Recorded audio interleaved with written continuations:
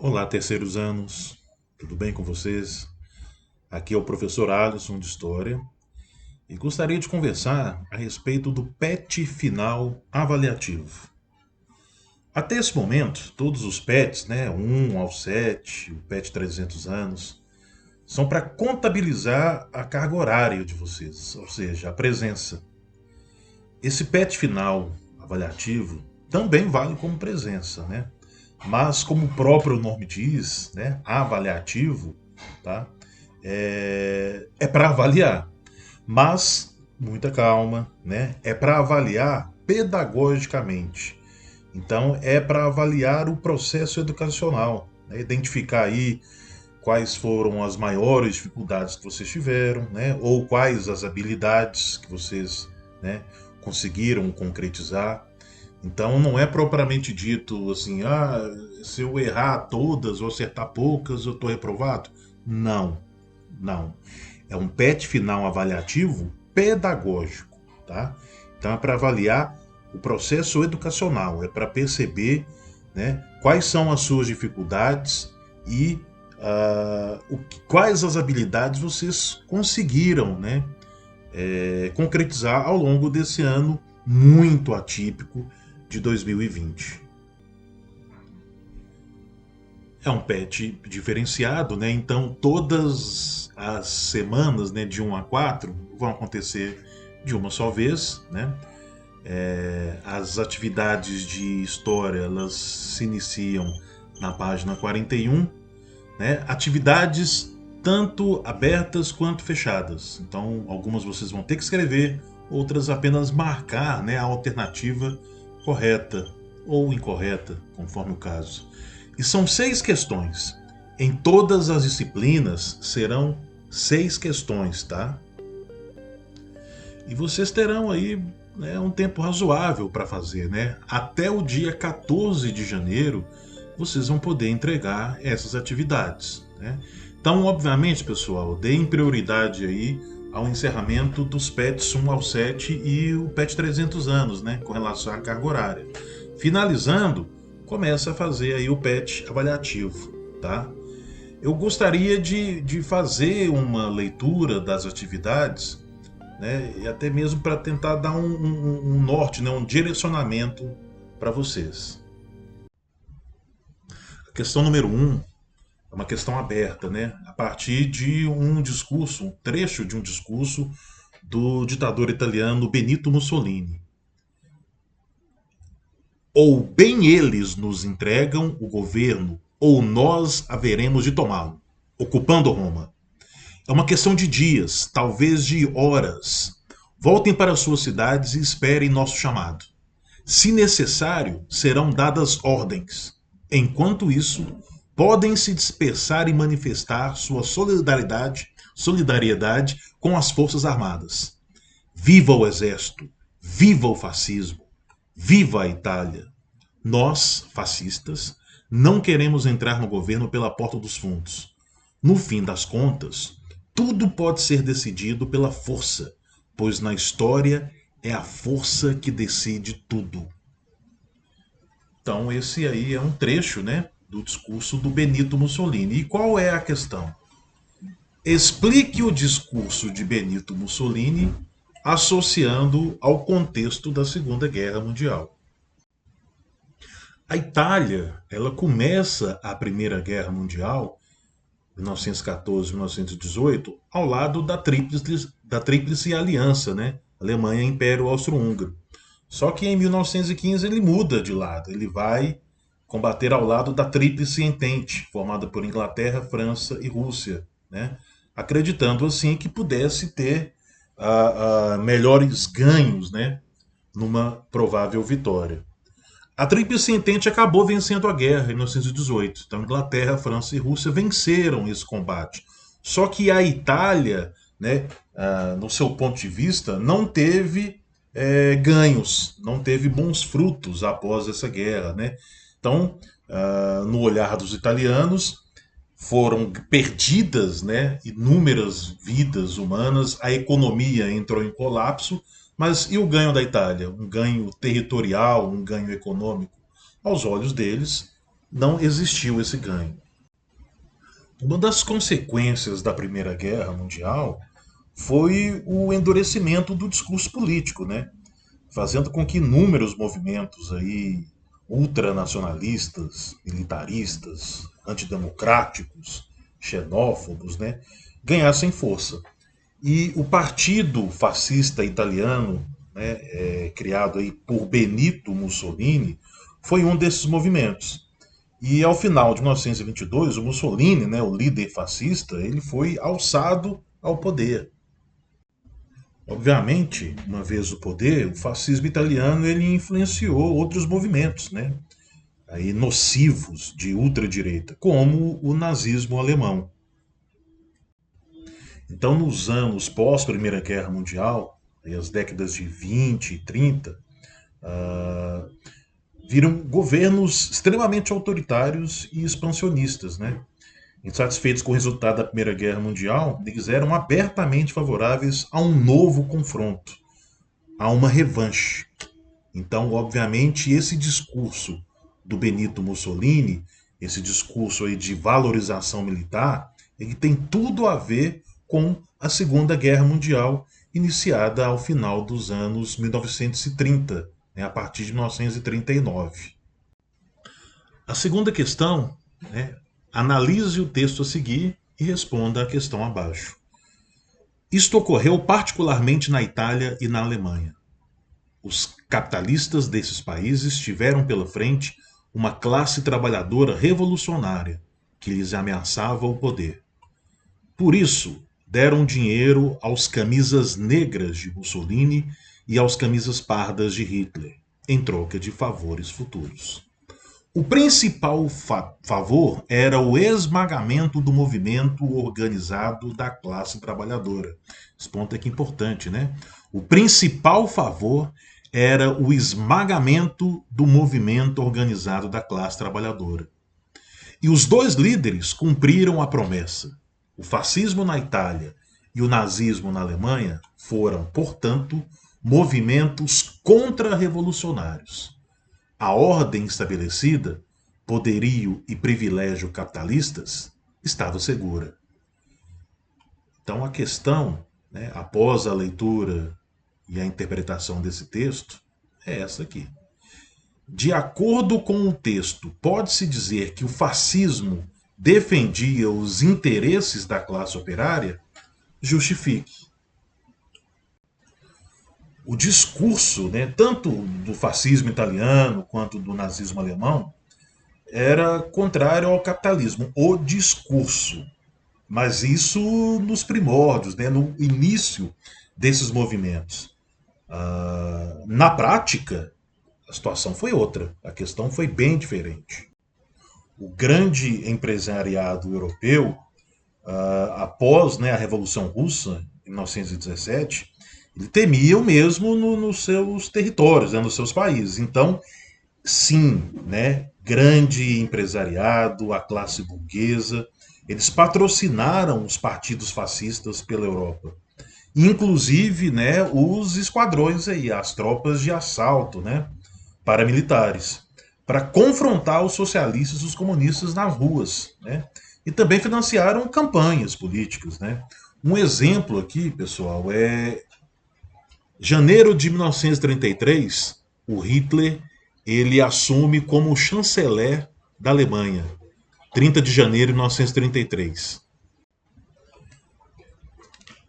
2 meses depois, em março, já é inaugurado o primeiro campo de concentração próximo a Munique, né, o campo de Dachau. E quem foram os primeiros, né, a serem trancafiados nesse campo? Sindicalistas, socialistas, comunistas, ou seja, né, a classe operária, a classe operária organizada. A questão 3, ela é de múltipla escolha. Então, mais um discurso, mais um trecho de discurso aí do Benito Mussolini. Como nasceu este fascismo? Não nasceu só da minha mente ou do meu coração.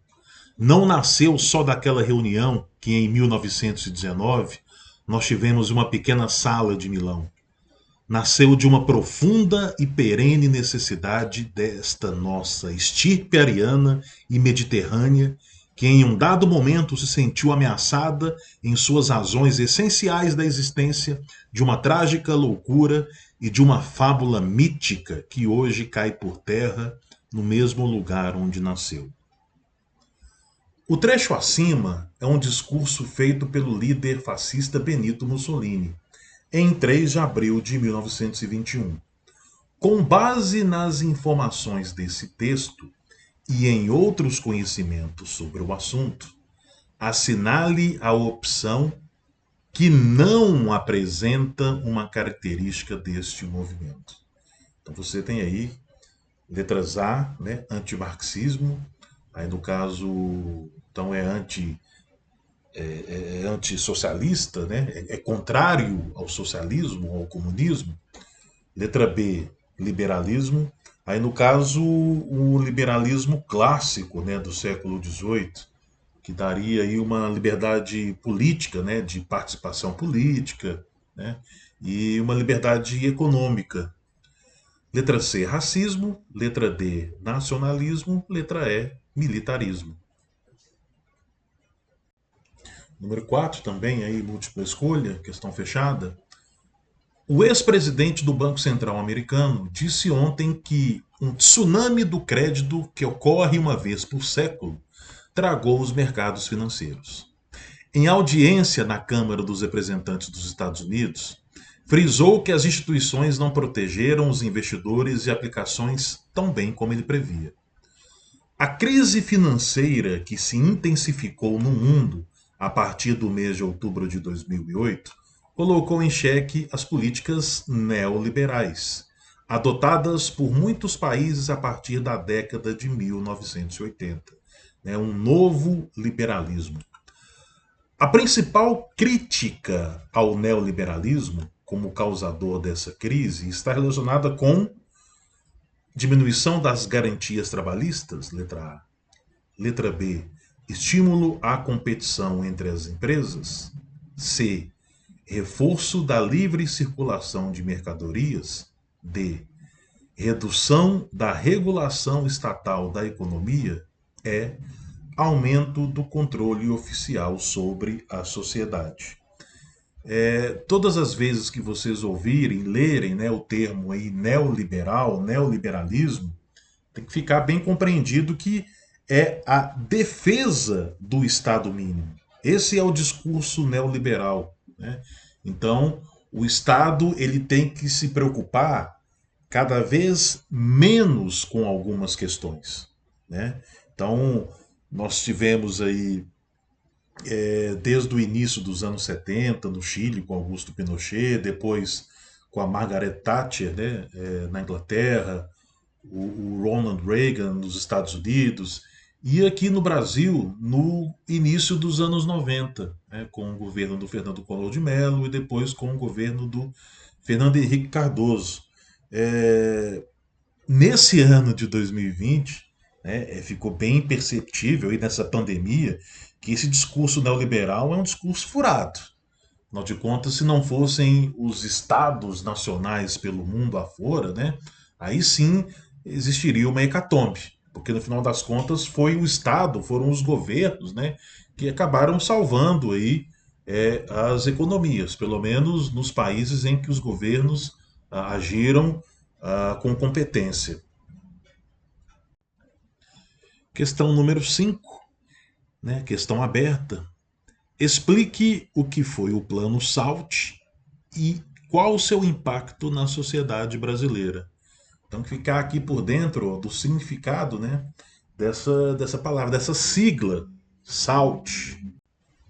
Aí vamos ter que voltar em 1946, 1950, né, que é o governo do Eurico Gaspar Dutra, né, e o Plano SALT, que foi um plano de metas, né, do governo. Né, tá? Então, são gastos estatais aí, né, na economia. Então, SALT significa literalmente saúde, alimentação, transporte, energia, né? Com a falta de recursos para investimentos, poucas ações do plano viraram realidade, apesar de ter tido um crescimento, né, considerável, né, na época, pelo menos aí de 6% na economia. A última questão, né, também aí uma questão de múltipla escolha, pessoal, é a interpretação desse texto aqui, viu? Não tem outra. Atente para o seguinte excerto a respeito dos mandatos de Fernando Henrique Cardoso. O presidente aprofundou as reformas e buscou diminuir o Estado empresário, o Estado interventor, muito envolvido na produção de bens e serviços, ainda que fosse criticado pela falta de ação em áreas como educação, saúde e previdência social, bem como pela privatização e seus métodos. Então, o governo aí do FHC foi um governo neoliberal, né? Não investiu muito nas questões sociais e privatizou, né, muitas estatais. Os recursos gerados pelas privatizações, aliás, não se converteram em pagamento da dívida pública nem em investimentos. Eram usados para pagar tão somente o montante principal da dívida, que praticamente quadruplicou durante os 2 mandatos de Fernando Henrique. Então, a partir da leitura do excerto acima, é correto inferir, né, que é correto deduzir, concluir, entender qual das seguintes alternativas. Né? Elas são extensas aqui, eu não vou fazer essa leitura, tá? Mas tá no próprio texto, pessoal. Tá? Então é a interpretação do texto, sem problema. E ao final das 6 questões, vocês vão encontrar uma autoavaliação. Né? Essa autoavaliação também vai constar das outras matérias. Agora é hora de você refletir sobre o que aprendeu ao longo do ano. Leia com atenção cada afirmativa e escolha a opção que melhor representa a sua compreensão de cada uma delas. É ser simplesmente sincero. Né? É óbvio, pessoal, que infelizmente, né, nesse ano de 2020, o aprendizado ele foi mínimo, se é que houve, né? Então vocês vão responder aí com total sinceridade a essas 4 afirmativas, tá? Por exemplo, entendo a relação entre os totalitarismos na Europa e a Segunda Guerra Mundial. Se você consegue entender, conseguiu entender, sim, né? Se entendeu em parte, marque essa alternativa. Se não entendeu nada, marque não, sem problema algum, tá? Para essas 4 afirmativas aqui, é uma autoavaliação, tudo bem? E é isso, pessoal. Né? Então aqui esse vídeo, ele espero que tenha, né, contribuído aí para dar esse direcionamento, esse norte, né, para vocês aí na realização dessas atividades. É importante, né, que vocês também concluam os outros PETs, os PETs de carga horária, do 1 ao 7, e o PET, né, 300 anos, faça esse envio, tá? Repito, você tem até o dia 14 de janeiro para fazer esse PET avaliativo, né, e enviar. Se você optar por fazer antes, né, estou disponibilizando ele aqui no grupo do WhatsApp, esse vídeo também. Esse vídeo está no YouTube, tá? Você pode assistir a hora que você quiser. E, obviamente, também pode procurar e perguntar, né, dentro do WhatsApp, tá? Dentro do grupo ou de maneira privada, a hora que você quiser também. Tá? Tudo no intuito de ajudá-lo, né? Ajudá-la nesse ano bastante insólito, né? Esse ano de 2020. Mas é isso, pessoal. Aquele abraço.